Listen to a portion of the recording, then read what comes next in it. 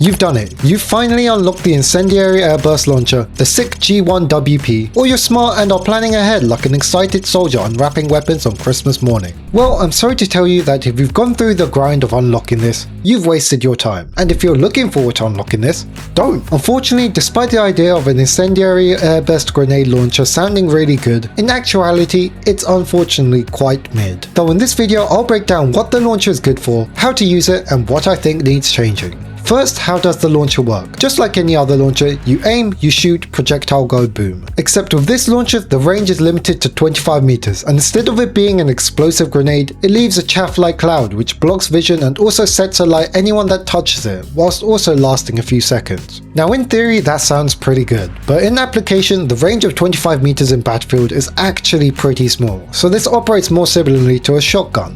That doesn't kill, but it's pretty annoying. So with that in mind, you'll want to use it like a shotgun where you're ducking in and out of cover, and instead of using it to try and kill, you use it for aerial denial. As whether it's someone hiding around a wall or just simply blocking off an entrance point, enemies will generally back off when seeing this. Another way to use this is pushing people off head glitches, as you'll often have people ducking up and down on head glitches, making them difficult to kill. With this however, the chaff can either deal the finishing blow of damage or just force them off completely. Now so far everything I've mentioned, the incendiary grenade can do, and to be honest, the grenade is frankly better in my opinion. Though there are some things the launcher has an explicit advantage in. As mentioned before, there is a 25 meter limit, as the projectile will explode at 25 meters. Whilst this is limiting, you can use this to your advantage. This works better than the standard incendiary grenade, where you'd need to arc the throw or bounce the nade off a wall for it to land on someone. Instead, with the launcher, you'll see me simply measure the range and shoot above the head glitch to where it explodes at head level. Secondly, you can also use this chaff as a pseudo smoke, as it will cover a small line of sight, as you see here. And thirdly, you have 3 shots.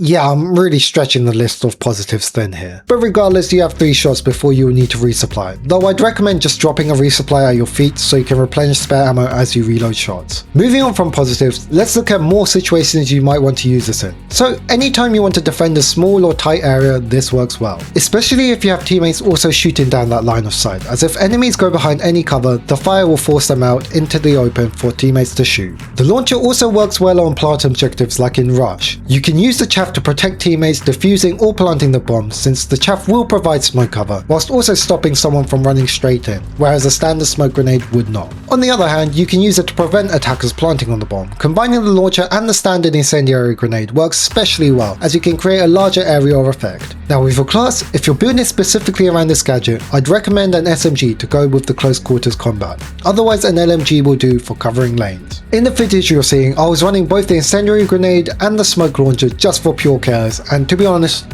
it sucked. But it was fun. As a medic, not having the defibrillator is not only a cardinal sin, but frankly just a massive inconvenience. Having to drag revive enemies will often get you killed, especially when you're in close combat situations like this launcher requires you to be. But if you're like me and love chaos, you can cycle between both launchers as well as use the incendiary grenade to create as much havoc as possible. But this brings us on to the next section, being the launcher's weaknesses. First, the range. 25 meters is simply too small, and whilst having the range being unlimited would make it broken, and there's also just the assault incendiary launcher, just a small buff to the range of around 30 to 35 meters would make a huge difference. Secondly, either the damage or smoke effect needs to be increased. Whilst this is firstly an area denial weapon and not for damage, the damage is so minuscule that you can actually just run through or just out heal the flames. And the cloud it creates is also very small, and so currently it's more so just a nuisance because of the flinch and the screen clutter you get from being on fire. This is why in this class I was also using the incendiary grenade to use them both together to fully close off an area. That being said, since the challenges to unlock this are very time consuming, once more people start unlocking this, I could see this actually becoming better, as right now you'll barely see anyone running this. But if you had a whole squad all running this, absolute chaos. Finally, the biggest issue with this is the opportunity cost. Right now the other gadgets frankly are more useful and work in a wider variety of scenarios. And considering you can just use an incendiary grenade instead of wasting a gadget slot, you're probably better off using that for now. So have you unlocked the SICH G1 well played, or have I just burst your bubble in hopes of unlocking this?